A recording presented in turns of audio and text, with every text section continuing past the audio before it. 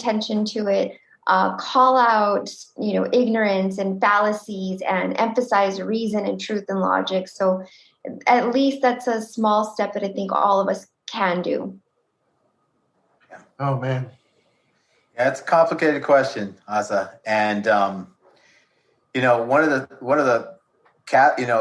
the prices we pay when we don't address this type of ignorance, whether it be about the pandemic or about reality, is that one of the dangers is that it becomes normalized, right? Let's think about, one of Trump's most enduring accomplishments has been the normalization of white supremacy, right? He said all these things. He aligned with white supremacists.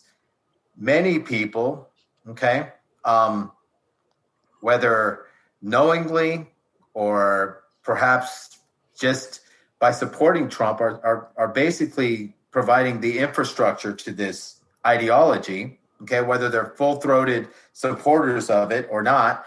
They are the infrastructure now. And you have people who supported Trump who are basically kind of welcomed back into the fold, right? Mm-hmm. Instead of being addressed and dealt with, they're now on This Week with George Stephanopoulos or on MSNBC.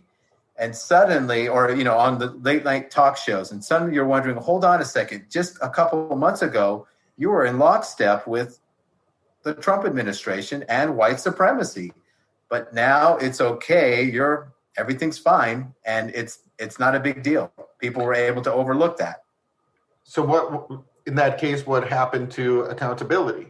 What happened to accountability when Ted Cruz says X, Y, and Z, and then he gets egg on his face, and now he says the complete opposite? And how can we literally keep taking this person seriously? So what is the role then to shame and ridicule in an environment where our attention span is the next 10 minutes?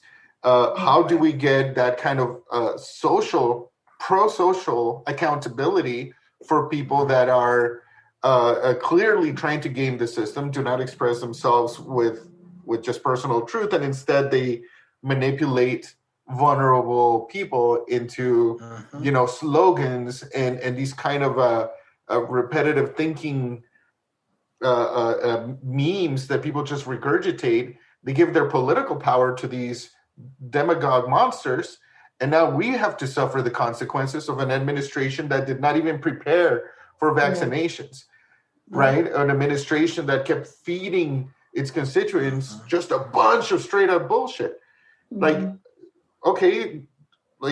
People need to get scolded at some point. I would love to see, I'm glad to see Giuliani all of a sudden have the legal troubles that he deserves.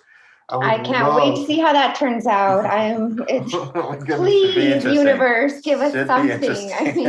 I know it's to hope beyond hope to ever see Trump in an orange suit, given his interview from jail. But I think that, as members of this nation, we are owed that on some level. No, absolutely. The pain that all these people that have, that have gone and their families, it's something that we need to recognize as, for the great damage that has been done. And it was not the hand of God.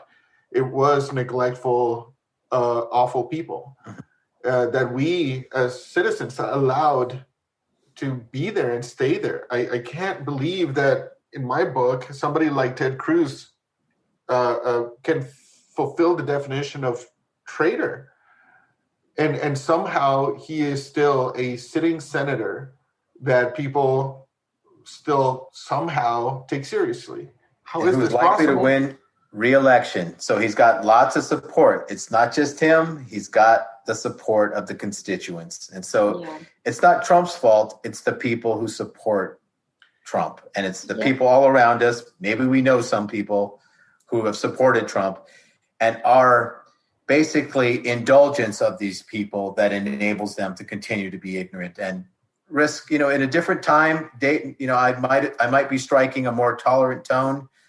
but given everything we've endured, the Trump administration, okay, the pandemic, the handling of the pandemic, you can't blame some of us for losing patience with this tolerant approach to dealing with these people. At some point, it's our responsibility. We must not tolerate. Yes, yeah, I may have brought exactly. this up also in a previous episode of ours, but there's something called the paradox of tolerance by philosopher Karl Popper, and his point is that when we extend unlimited tolerance to others who have opposing views, we are essentially opening up the doors to intolerance itself, right? So we don't have any responsibility to tolerate any views that are rooted in hatred or in ignorance.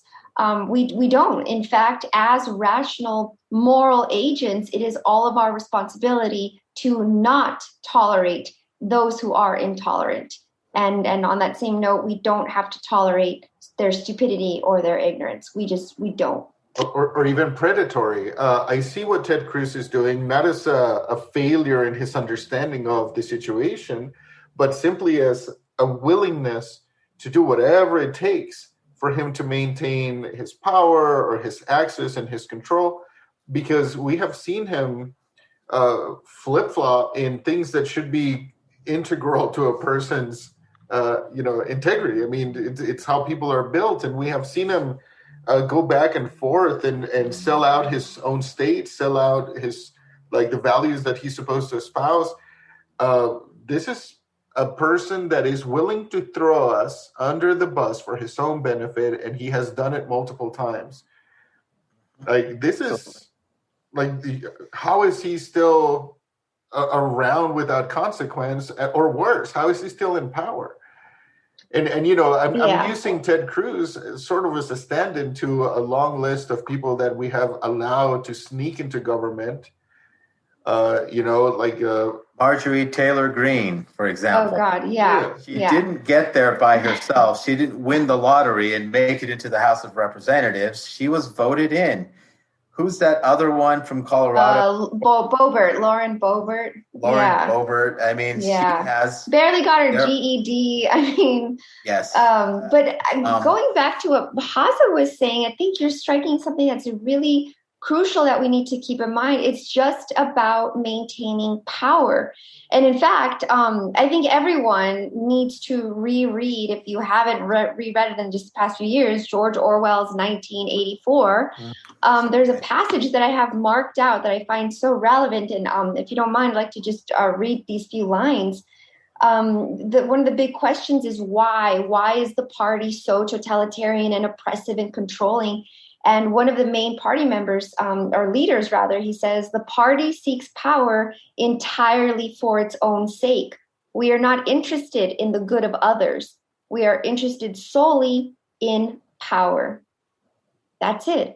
We can look at that and say that's the Trump administration. That's modern day GOP, right? They are not interested in the good of others. They are not interested in serving the people that they were elected to serve, or anyone. It's just about maintaining power. That's it. Absolutely. Wow. And it's amazing to think that we get to live during a time where we don't get to sit on our laurels and appreciate our democracy and our liberty, but we are called to actively be worried about it and care about it and try to cultivate its health. Maybe this won't make it to the podcast, but I just want to thank you for sharing all of that. And I'm so happy that you're back. We've missed you a lot. And I really appreciate it. And we have really missed you. Well, it's really good to be back, guys. It's a little bit of normalcy that it goes a long, long way for me, really.